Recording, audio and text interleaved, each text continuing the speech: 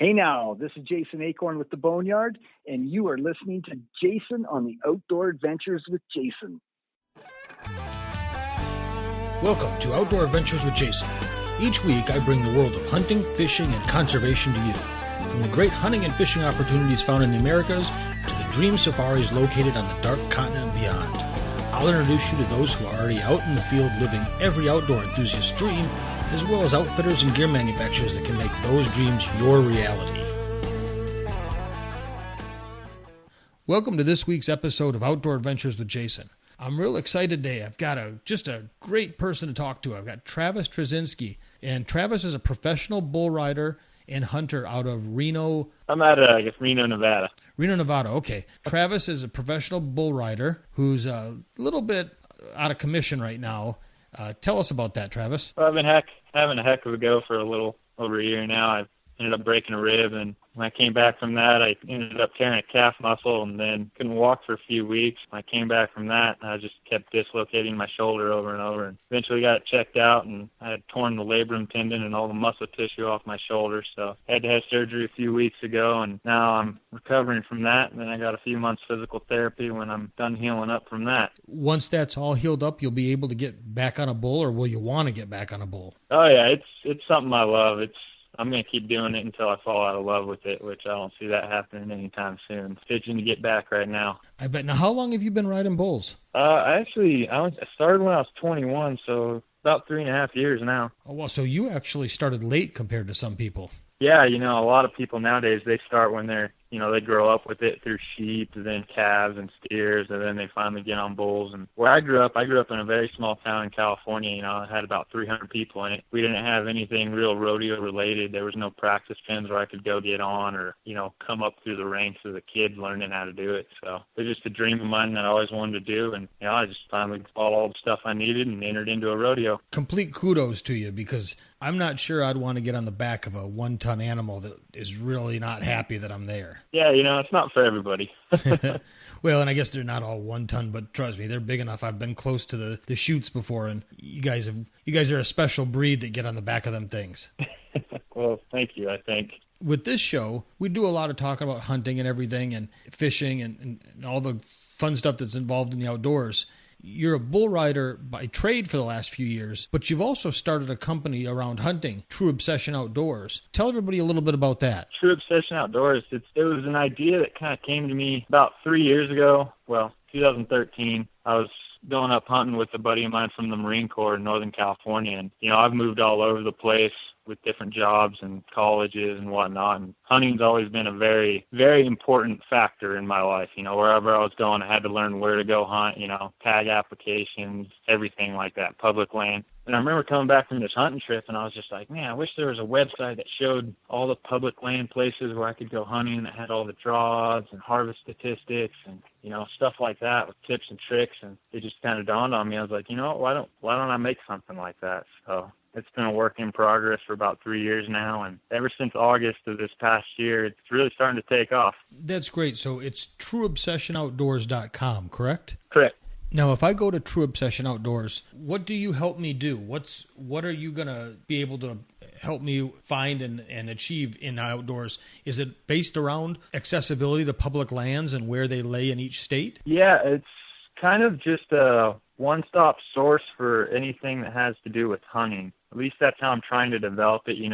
I'm a simple-minded country kid from the middle of nowhere, so learning how to develop a website was definitely new for me, and it's still a work in progress. But basically, there's a map tab, and if you click on the map tab on the website, it'll have a pop-up of all the states that we have featured right now. Then you can click on that state, then it'll ask you, what game you're in pursuit of, whether it be small game, upland, waterfowl, big game. So say you wanted to hunt deer in Nevada, you could click on big game, then it'll have a list of all the big game animals, then you could click on deer, and then it'll break down. So out here in the West, they break it down into zones. There's different zones, and then you have to apply for a tag. You can't just buy one over the counter. It'll tell you the draw odds for each specific zone, the season dates, the harvest statistics. There'll be pictures from animals taken from the zones. Well, and I'll tell you, I'm on the website right now. I did exactly what you did. I deer hunting in Nevada, and then about mule deer, and I I clicked on, just as a example, Zone 35.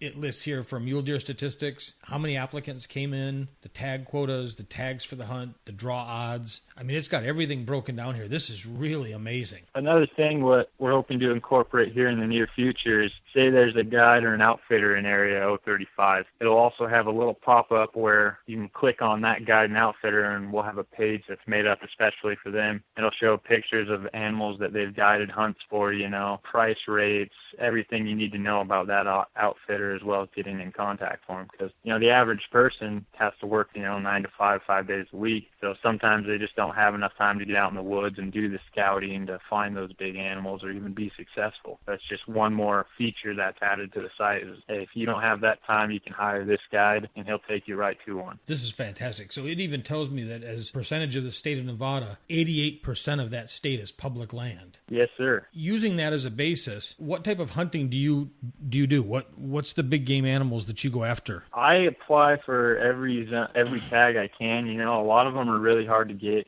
Almost every year in Nevada, if you know where to apply, you can get a cow elk tag. You can get deer tags. I'm a hunting junkie. I hunt everything and anything that I can. Now, these tags, they're for both private and public land in the state, or just public land? They're for public land every now and then. So, if you're a landowner in the state of Nevada, you can get what's called a landowner tag. And basically what you have to do in order to get those is the Nevada Department of Wildlife has to come out and they have to observe how many, say you have deer on your property. They have to observe how many deer are on your property and whether they're detrimental to your crops or not. And then they'll issue you so many tags based on that. The tags are they're not more to lower the deer herd. They're more of a tool to sell so that it compensates for the money lost for your crop. So if I'm a rancher and I have 3,000 acres, I'm making something up here, and I show that the elk are detrimental to my cattle because they're both grazing on the same item, then the state might come in and say, okay, here's 2 bull tags and 4 cow tags, and then as the landowner, I can sell those tags off to hunt off my property. Is that how it works? That's exactly how it works. Okay. As the rancher, I make $5,000. Again, I'm just making up a number. I make $5,000. That's to compensate for any feed I might have to buy my cattle that the elk might forage off the ranch. I guess that's the reasoning behind it? That is exactly it. Okay. It's a simple process as far as understanding who gets what. Everything done in the state is via draw. Is there preference points for Nevada? Yes. Okay. Yeah, I think just about every state in the West now is a preference point system, which just helps those people who haven't drawn for a few years. It just helps put another name in the pot, so to speak. Okay, got it. Yeah, I'm looking at some of these statistics. I just went into elk and pulled up some random zone. It looks like it's fairly challenging. It looks like there's one zone where they've had 100% success for both resident and non-resident, but everything else, it's looking like 50% or less. So the elk are there. It's just challenge to get them, it looks like. Yep, it can be a challenge. They're a very challenging critter. Another factor to take in is, an elk, big bull elk will weigh 800 pounds or better. You shoot one of those a mile away from the road, that's a pretty substantial pack out just to get them back to that road. So your success rates can depend a lot on how willing you are to venture away from the roads and how many people you can have in your hunting party that are willing to pack out that animal, stuff like that. And that's another really big key why I want to add outfitters and guides into this, is because a lot of those outfitters and guides, they'll have horses that they can take you into the backcountry with. You can shoot that big bull, and then they'll pack it all out for you. And out here in elk tag, that's pretty much, once, maybe twice in a lifetime draw on a big bull elk. You might only get that tag 2 times in your lifetime for the state of Nevada. Oh, okay. Now, and I've never put in for Nevada, so I'm not really familiar with the whole hunting system there. Do they also offer like mobility challenge? So if somebody had any type of disability, do they make any accommodations for them to get in the backcountry to hunt? I don't know of any that do that, any guides or outfitters like that. I know just, there's certain things through the state you can apply for, and if they deem you handicapped successful, you can shoot from a vehicle or, shoot your bow from a vehicle, stuff like that. But as far as guides and outfitters, I don't know any off the top of my head. Oh, okay. No, that's those mobility tags. If they're allowing you to come in and shoot out of a vehicle, if you're handicapped, that's pretty good. That's really cool. That makes sure that the Outback is accessible to all people. I really applaud the states that do that. Yeah, I think it's a great thing. The more people we can get into the sport, the better. That's how I've always looked at it. You know, we're kind of a dying breed that gets scrutinized a lot, but really we're the number one conservationists on the planet. A lot of game species,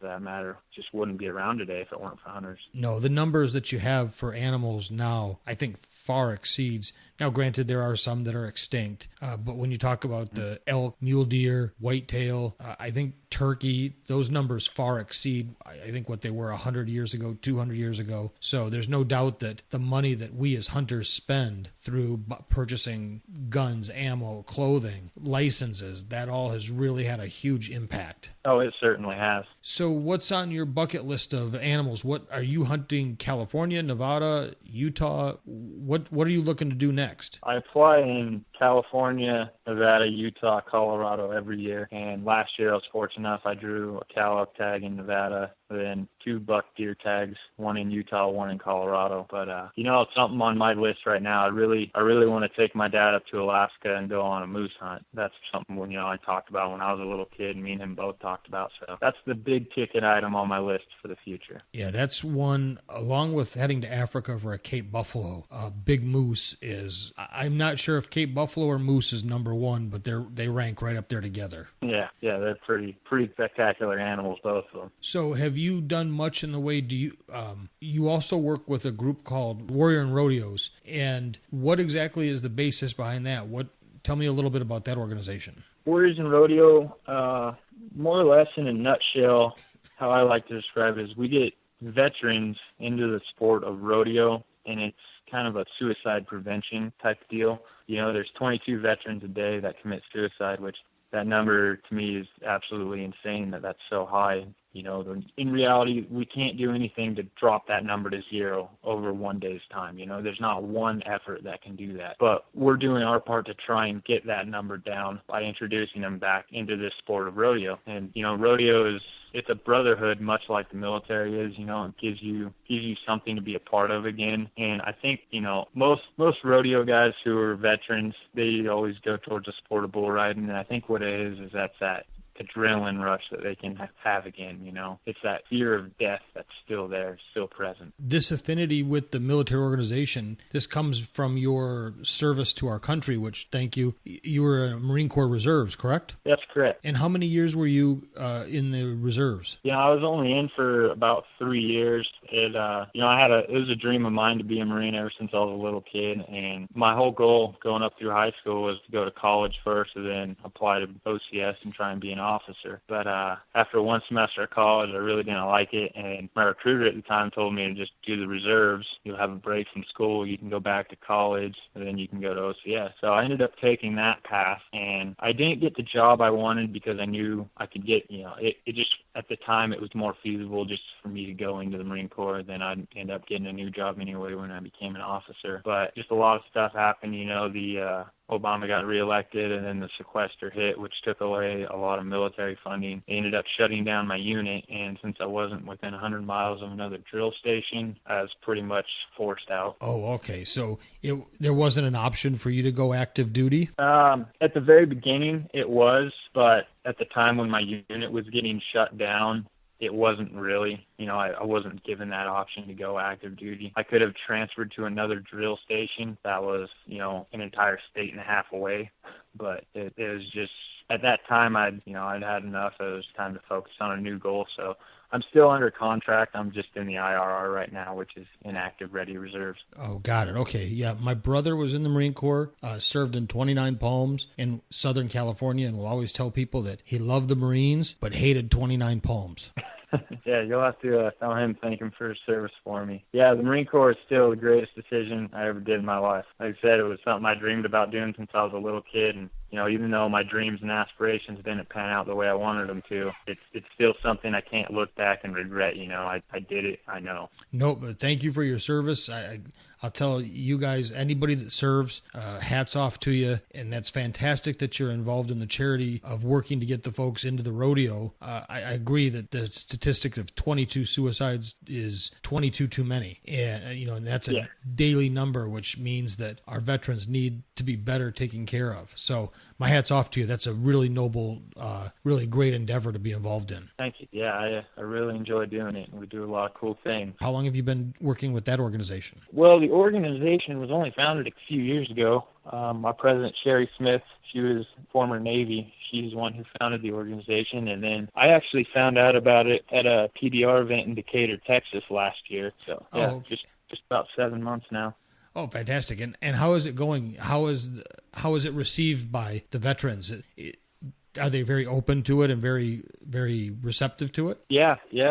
Everybody that we tell, I've told a lot of my friends, I've had a lot of my friends to become members, that they don't even have to, they don't even have the rodeo. It's just, I got a lot of friends that just like the sport of rodeo and they become a member, and it's just part of, like I said, it's being part of that brotherhood again. There's always somebody there you can call on when you're having having downtime. And there's somebody who's been through the same struggles as you, been through the same mental, strain. So there's somebody you can talk to all the time. That's, again, a great organization. So now, is this True Obsession Outdoors? Are you the only person working this? Do you have other folks with you? It's my idea. I do a lot of the work myself, but I'm not alone, and I have several friends that are really close friends that have special skill sets that know how to do some stuff that I don't, and we're more of a team. I like to look at it. So it's a team effort, and we hope to extend very largely in the future. So using your website, trueobsessionoutdoors.com, I can come in there, I can look at the current is California, Nevada, and Utah. Yep. And I can find draw rates.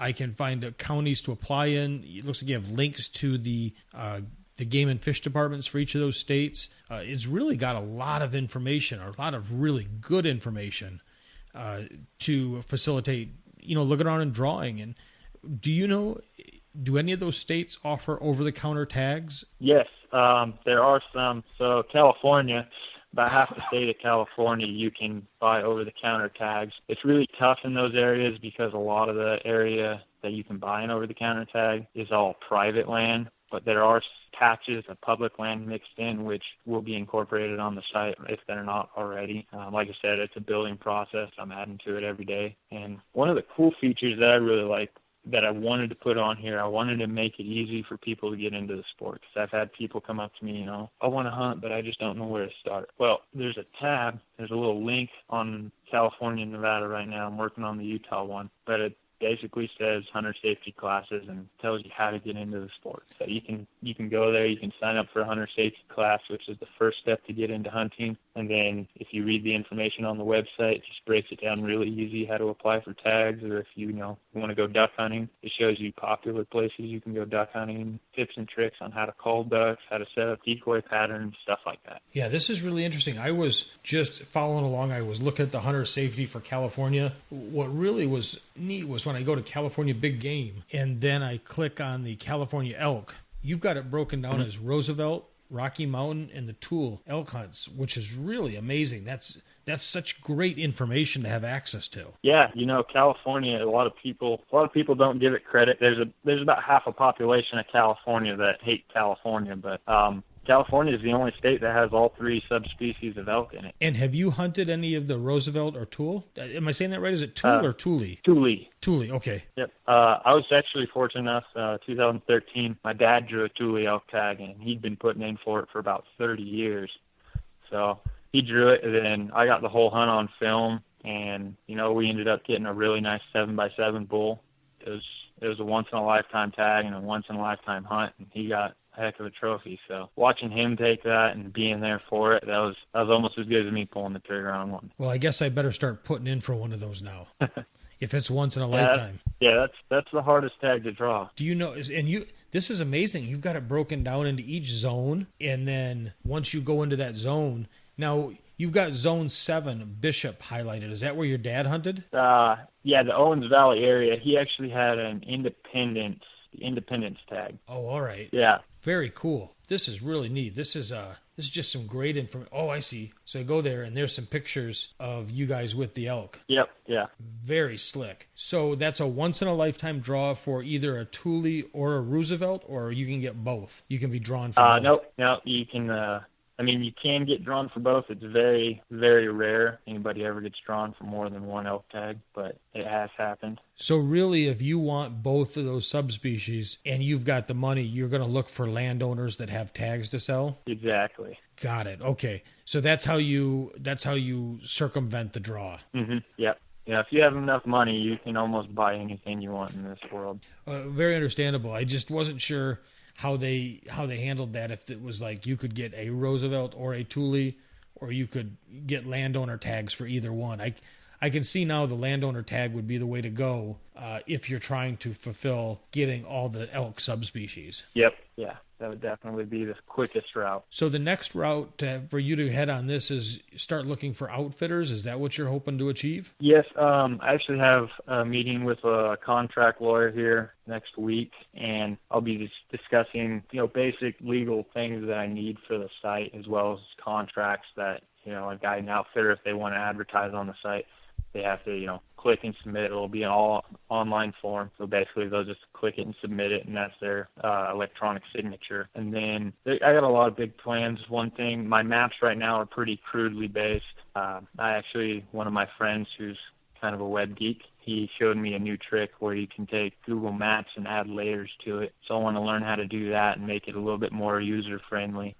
There's just a lot of stuff up and coming that'll be ready this year. Very neat. And what type of hunting have you done in Utah? Did you say you got a mule deer tag in Utah? Yes. Yep. I had a mule deer tag in Utah this last year, and I've always driven through there. I remember driving through there when I was a little kid, driving through, looking at the mountains, just going, man, I'd love to hunt that. And last year I finally got to fulfill that dream. I was there and I was hunting, and me and one of my childhood friends camped out on the side of the mountain all night. Froze our butts off, probably didn't get any sleep. And then right there at first light, we had a deer, pretty good buck, about 60 yards away, and we took him, and it was nice to be able to share that with my childhood friend Andrew Howe, and that whole experience in itself. And that's something our YouTube channel and our videos emphasizes a lot on. It's not so much the trophy. All these companies are getting towards killing monster deer and monster elk, and for me, that's not what does it. It's about the experience I'm having with all my friends and family. Oh, fantastic. For anybody listening, you'll be able to go to the show notes and find links to Travis's website, to the YouTube channel, and there's just a lot of great information for the states. And I'm really looking forward to see how you build this out over the next 6 months to a year. And so I look forward to having you back to discuss this more in depth, because there's so much good information out there, but you got to go and hunt and peck for it. And you putting it all in one location is really, really a neat idea and a great deal for anybody looking to get going on a do-it-yourself hunt in any of these states that so far are built out. Yeah, thank you. Yeah, like I said, I love the sport, and I want people to get into the sport and be interested. So I'll never charge a membership fee for my website for just a general user to use. It'll always be free, just to kind of encourage people to get into the sport and help out. Well, that's great, and hopefully people will pick up. You've got some neat shirts out there, and you've got other clothing line coming. Yep, yeah, we got a waterfowl hat that's in the works right now that it'll be available about mid-February, and we got shirts on the way that are going to be state specific. We got one already for Nevada. We got just some really cool apparel that that really stems from my idea of what I would want to wear and what I would want to be proud of and show out in public. Yeah, these are cool. There's a sweatshirt, men's and women's sweatshirts, state of Nevada with all the game animals on it. It's really cool stuff. Yeah, thank you. Well, that's neat. So as you build up, we're going to have an apparel line. There's also the map service, as well as you're going to partner up eventually with guides that offer hunting for somebody like myself who wants to hunt maybe Nevada or Utah or California, Arizona, but doesn't necessarily have the time, so that they can incorporate and work with you and the guide. That's a neat idea. Yeah, thank you. Is there anything we missed about True Obsession Outdoors? There's a lot up and coming. The biggest thing I can say right now is just our Facebook page and our Instagram, our Twitter account. We post everything we do. As soon as we do it, we post it right to that. So we post a quick link so somebody can just click on it and see what we added. There might be a helpful article we wrote that might help you out next season, or a part of the map we added that's now in your region and you want to check it out. So I just say like us, follow us on social media, and look for us to add your state. Well, great. Well, I'll have links to your Instagram, Facebook, website, the YouTube channel, any way that there's out there for connecting with True Obsession Outdoors. I'll have a link to it in the show notes. And then people can contact you through the Contact Us page on your website, correct? That's correct. Yep. It just goes straight to our email, and I check my email more than daily. I check it about every hour. So if anybody has any questions at all, or any comments, any helpful criticisms, feel free to drop it in there. That's awesome. So you're looking anybody that would be an outfitter, or anybody that wants to partner up, or as you said, just comments, critiques, anything to make the website look better, ideas, you're open to all of that. Yep, open to anything right now. Like I said, this website, I'm more designing it. It wasn't for me, it's for everybody. So everybody's input helps me out. Well, that's great. Well, I can't thank you enough for your time.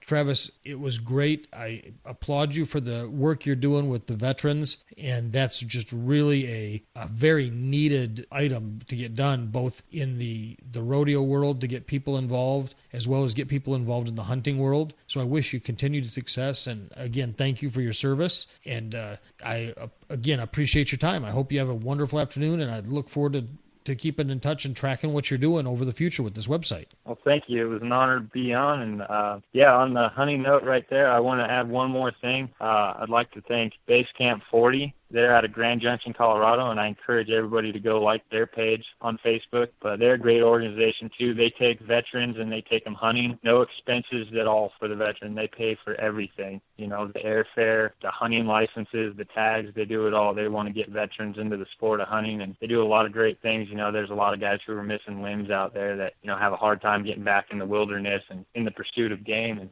this company, Base Camp 40, they help them get back out there, and they help them refuel that fire. And that's another great organization that's helping, doing their part to deal with the suicide. Well, great. Well, I'll have links to Base Camp 40 as well as their Facebook and any social media pages for them. That's another great thing. Again, getting people involved in the outdoors is valuable. It keeps the heritage alive. It works for us. But anytime you can take somebody that has any type of special need to some accommodation that's needed, let's get it done. Let's get them out there hunting. Let's get their any work we can to do with the veterans, anybody with a disability, anything. Let's get them outdoors, because they're just as important to be out there as anybody else, and I applaud anybody that works with that. So I'll get their linked out there, and again, I can't thank you enough for what you're doing and for your service. Oh, thank you for having me on. Well, it's great. Again, if you have a great update on your website, don't hesitate to get it over to me. I'll share it. And anybody that's listening, feel free to go out and check out Travis's website. I'll have all the links in the show notes. It's trueobsessionoutdoors.com. And I thank you for your time, Travis. You have a great afternoon. All right, you too.